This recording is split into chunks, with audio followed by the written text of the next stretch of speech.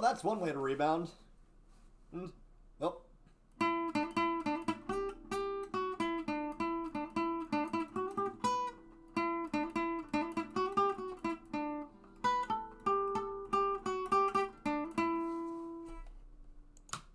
Bruins fans, I think you know what time it is. It is time to hug it out, because that is a 5-2 victory over the Buffalo Sabres. Welcome back into the den. And now, I gotta be honest. Last game against Montreal, it sucked. It sucked. And Monty knew that it sucked. And so he had everybody yesterday run bag skate, which is, to my knowledge, to my understanding, it is just skating up and down the ice over and over again. And if this is how this team is going to play coming off of bag skate, then they got to do this more often. Holy crap! Now I understand this is going to be the last game that the Bruins play until Saturday, again against Montreal. Wonderful scheduling, by the way, NHL, to give one of your flagship franchises and not just any flagship franchise, one that is celebrating their 100th anniversary. Way to give them a schedule that forces them to play 3 games over the course of a week, because God forbid we play because God forbid we play on a consistent schedule until after the All-Star break, when we know that you're just going to put us on in like 4 days a week, giving us a bunch of back-to-backs. Now, going into this game, I predicted 5-3.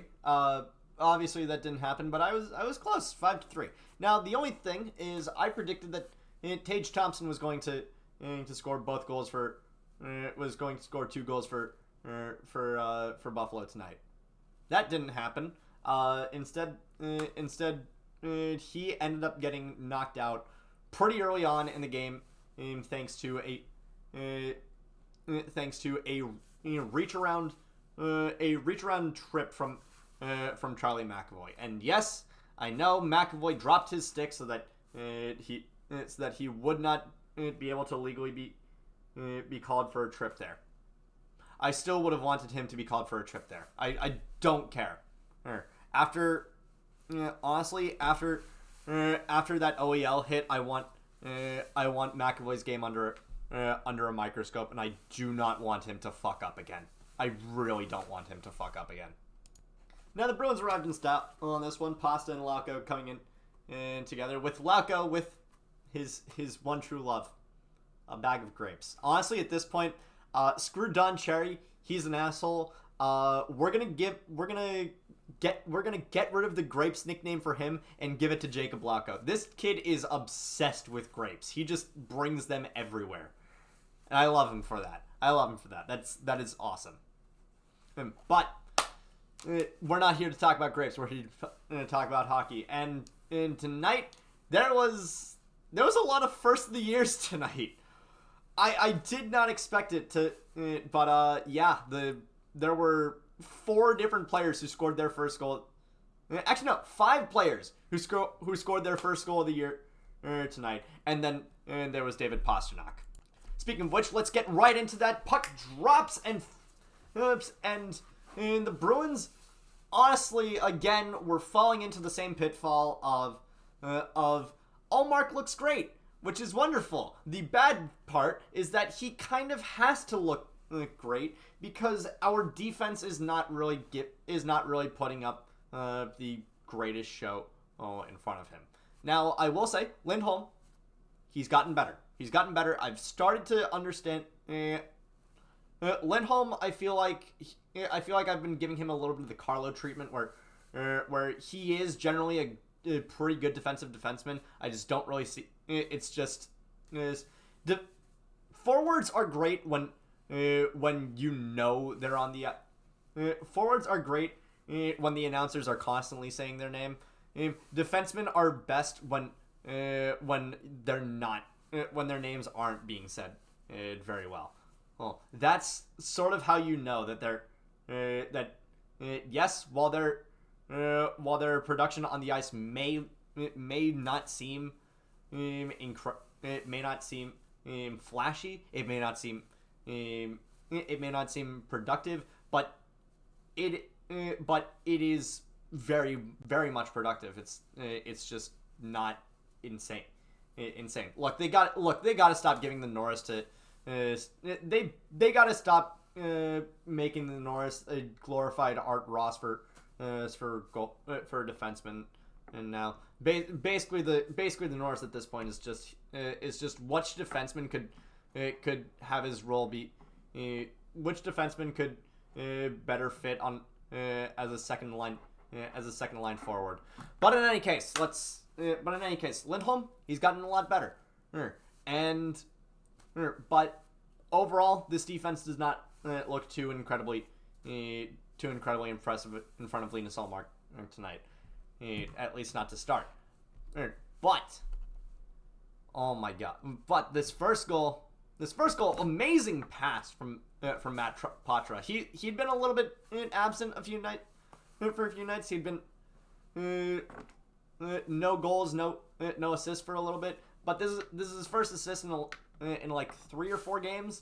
Puts it right on McAvoy's stick, and McAvoy blasts it on Devin Levi and Danton Heinen right there in front to just push it in and to put us up 1-0. And then less than a minute and a half later, Bruins are giving up another 2-on-1, and I am unhappy about that. I'm kind of frustrated with it. But Linus Ullmark does what he does his patented Linus thing and activates big penis Linus mode. Guns it out of his crease and just poke checks it away in the middle of the pass to right onto Charlie McAvoy's stick. McAvoy forechecks it up to Zacha. Zaka's got the seam. Zacha stops on a dime and tells Rasmus Dahlin to give me your ankles, stupid. And he passes it. He guns it to the. He guns the puck through the seam to Pasternak, and Pasternak just. There's no way Levi's got that. Levi, you got a hole in your Levi's, my guy. That was a terrible joke. Actually, wait. I'm sorry. I'm getting my goals mixed up. This one, that one was just a bad turnover from Buffalo. The next one, oh my god, the next one had a very unexpected goal scorer on it, Brandon Carlo. That's sort of when you know that okay.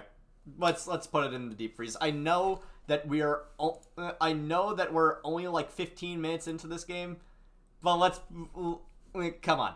You're letting Carlo score on you. At this point you're just donezo.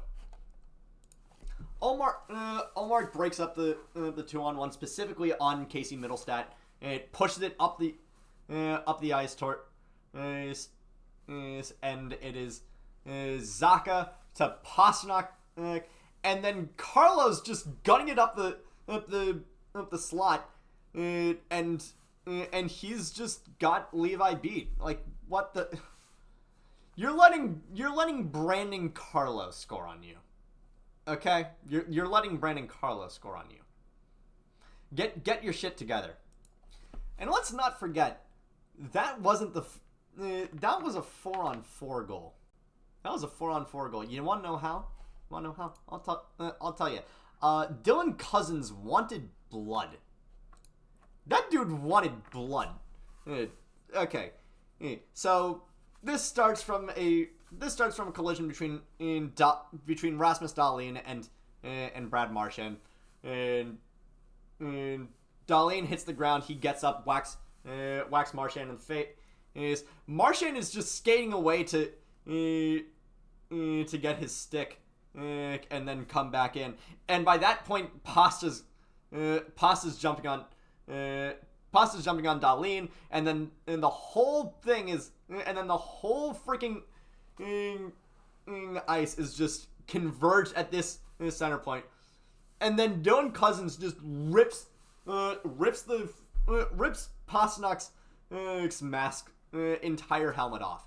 Which, dude, you're wearing an entire face mask because of one fight with Garnet Hathaway. Don't act like you want this smoke. Just don't act like you want that smoke.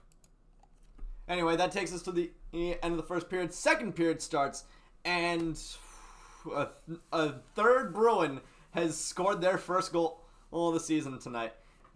And that is, oh my god, what a bad play from Owen Power there. Lauko pushes it into the offensive zone, and Power ends up intercepting it against the end boards, and he just flicks it into like the middle. He flicks it towards the center, which, again, I have said this numerous times, but one of the primo things that they teach you in any game in which you are trying to score on a net is do not clear the puck or the ball to in front of the net. And what does Owen Power do? He clears it right in front of the net, where Oscar Steen is just sitting there to handle it a little bit and then rip it. And that's how Steiner gets his first goal. It doesn't get overturned this time. It does not get overturned this time. A little bit later, Casey Milstad ends up going to the box for high sticking on McAvoy, and here's where we get the Lindholm goal. Oh boy, the Lindholm goal. Now this power play is a lot of just up high puck possession from the Bruins. And I would like to see their power play work a little bit harder, just to make the opponent's penalty kill work a little bit harder. And yes, I know that's a little bit it's a little bit counterintuitive because you're just wearing because both parties are being worn out there. But it's kind of frustrating just to see them all just to see four defensemen just stand in a box, just stand in a square formation, and just that somehow being enough to negate an entire 2 minutes of 5-on-4 ice time. But that was not the case here. It only negated like a minute 40 of it. But that's also not the point. Again, a lot of up high puck possession in Lindholm to Marchand, and Marchand back to Lindholm to Pasternak back to Lindholm, and Lindholm just rips it, and somehow this does not get stopped by anyone. It's always surprising to me when goals go in from that far out. Like yes, it was tipped off. It was shaken up a little bit by Jordan Greenway, and that's how it went in. But even still, like, how do you let that happen, man? And dude's shooting from like 90 feet out. Like, what are you doing? But hold your horses, because the Bruins defense inevitably shits the bed a little bit, because come on, it's the Bruins defense at this point. They're yes, every single defense is going to shit the bed, but at the same time, this Bruins defense, they're not as good as they should be on paper. And to their credit, there wasn't really anybody that was standout bad. It was just a lot of y'all could be doing a little bit more, and this resulted in a drive from Cousins and Power that shot the puck off the end boards, and Victor Olofsson is just right there to catch all Mark Lacken, and he scores to close out the second period. Third period, it's a lot of sloppy puck possession from both sides. Neither team can really dig themselves out of the trenches, and we're until the Ford F-150 Final Five. And it's not necessarily the Ford F-150 Final Five. It's just that this goal just so happened to come at 15 minutes 2 seconds into the third period, which means 4:58 left on the clock. We're into the Ford F-150 Final Five, motherfuckers. You know what happens? Bad stuff. Nothing good ever happens in the Ford F-150 Final Five. If you want to know what happened in the Ford F-150 Final Five a few months ago, we gave up a goal in the last minute, and the game went to overtime, and then freaking Sam Reinhart ripped our heart.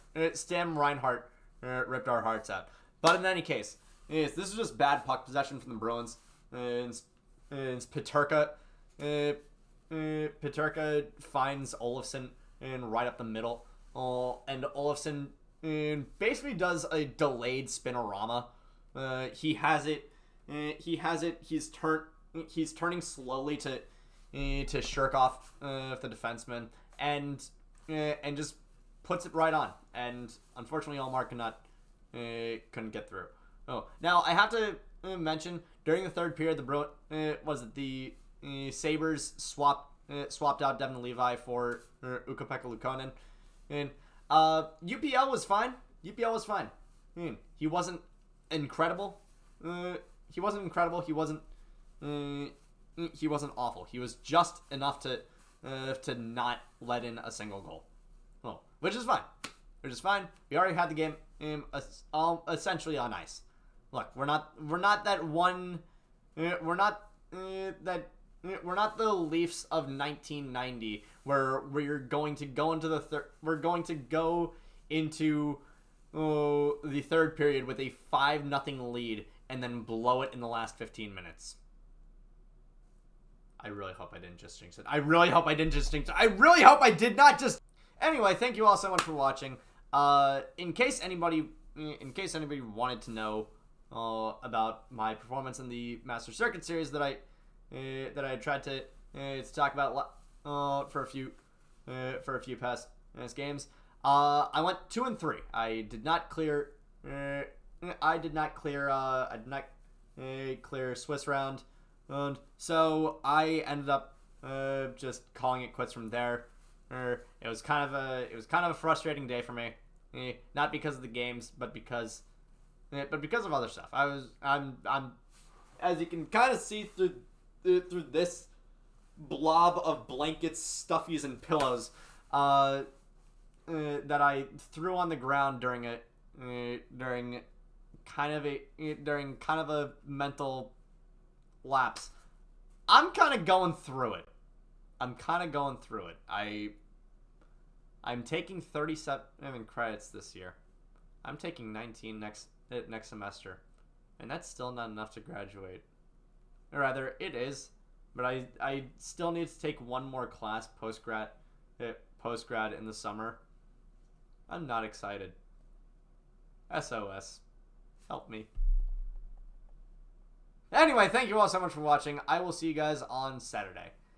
Take care. Stay out of trouble.